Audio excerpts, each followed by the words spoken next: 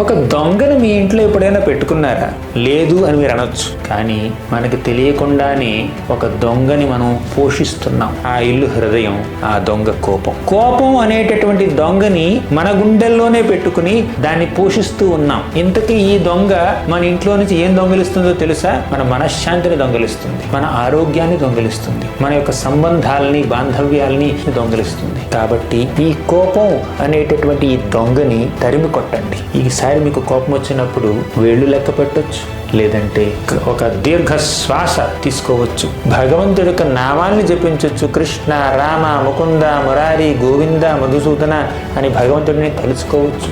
లేదంటే మీ ఫ్రెండ్ ఎవరైనా ఉంటే వెళ్ళి వాళ్ళకి మీ యొక్క మనోభావనల్ని మీరు వ్యక్తపరచవచ్చు, చెప్పొచ్చు, మీ ఎమోషన్స్ని షేర్ చేసుకోవచ్చు. ఏదో ఒకటి చెయ్యండి, కానీ ఈ కోపానికి మాత్రం బానిసలు అవ్వకండి. ఎందుకంటే తన కోపమే తన శత్రువు అన్నారు.